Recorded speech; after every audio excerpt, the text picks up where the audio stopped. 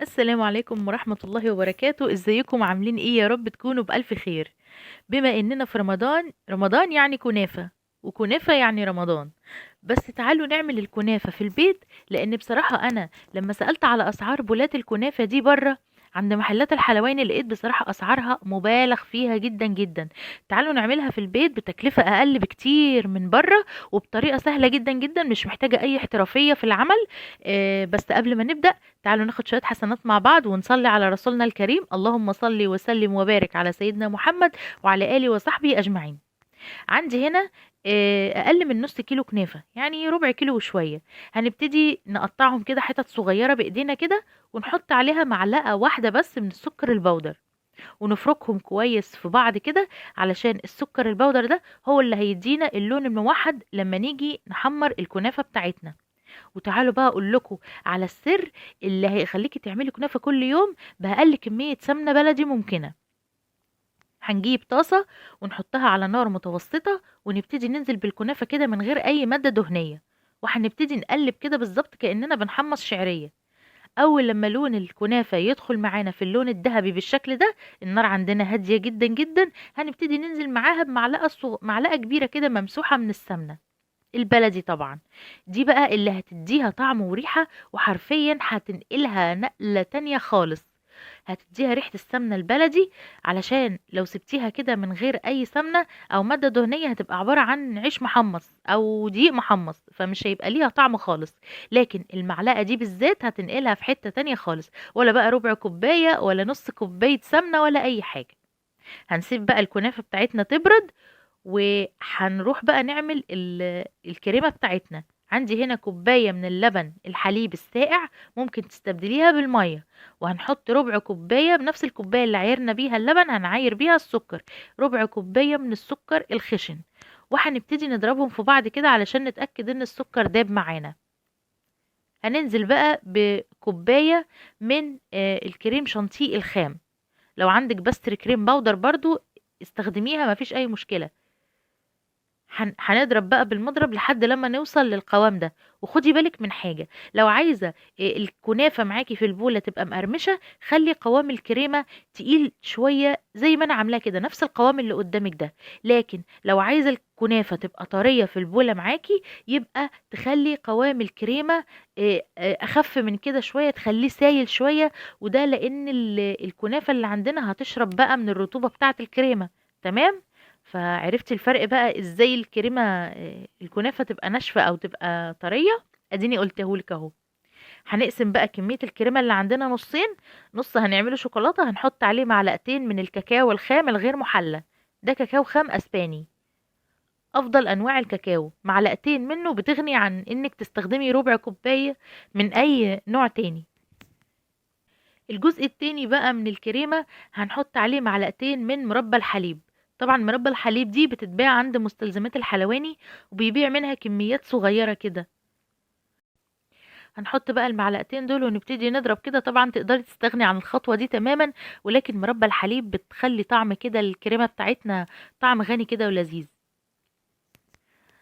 هنبتدي بقى نجيب البولة اللي هنعمل فيها زي بولة الحلواني بالظبط اللي بيبيعها لنا، اللي هي مقسومة نصين دي. ودي موجودة عند أي حد بيبيع مستلزمات حلواني. تمام. العلب دي متوفرة، وفي منها بغطا وفي منها من غير غطا، زي ما تحبي.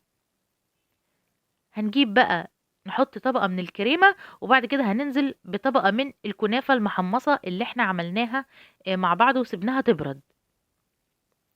هنضغط بس عليها ضغطة كده بالمعلقة، وبعدين هنرجع نحط طبقة تاني من الكريمة.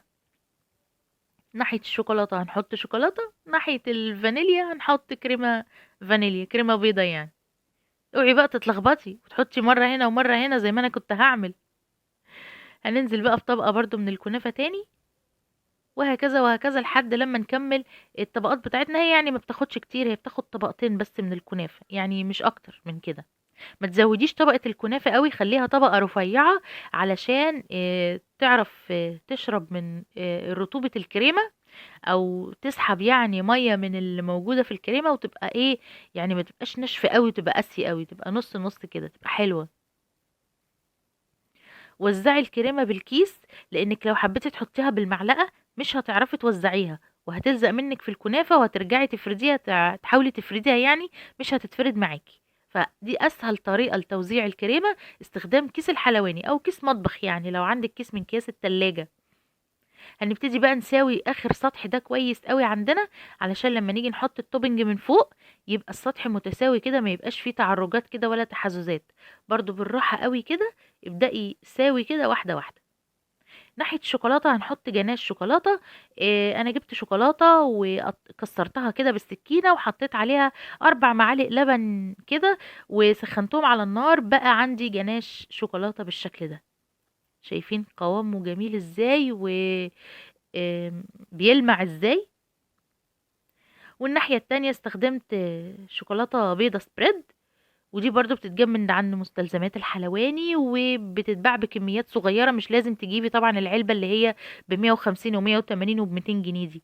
يعني انا جبت الشوية دول ب30 جنيه، وحلوين قوي والله، وفاض منهم كمان. يعني عملت الصينية دي وفاض منهم كمان.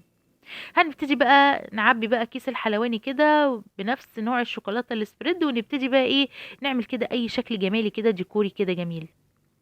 طبعا انا عايزه اقولك ان الكريمه السبريد دي انا مسيحاها على حمام بخار. يعني حطيتها في الكيس كده، وسخنت شويه ميه، وحطيت الكيس في الميه شويه، لقيت قوامها بقى خفيف، علشان اقدر اعمل بيه الاشكال اللي انت شايفاها دي. طبعا انا كنت بحاول اعمل اشكال تانية خالص، بس ما علينا. هنحاول ان احنا نتغاضى عن الموضوع ده. معرضين ان احنا واحنا بنعمل شغلنا ان احنا ما نعرفش نطلع التصميم اللي احنا كنا عايزين نعمله في دماغنا. فانا طبعا يعني استغنيت عن الموضوع ده، فهداري بقى اللي انا عملته ده. هجيب بقى قطع شوكولاتة كده كنت مقطعاها بالسكينة، وهبتدي احطها فوق الوش بالشكل ده. يعني الجيش قالك اتصرف، فيعني ايه، اتصرفي. لما متعرفيش تظبطي حاجة حاولي تلاقي لها حل، ما تقوليش الموضوع باظ والدنيا باظت، لا لا لا، كل حاجة وليها حل.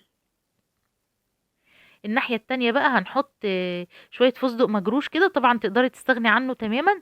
يعني انا كنت جايبة 50 جرام، ما كنتش جايبة كتير يعني، وكفت معايا كتير. مش دول ال50 جرام، دول حوالي 20 جرام او 25 جرام من الفستق.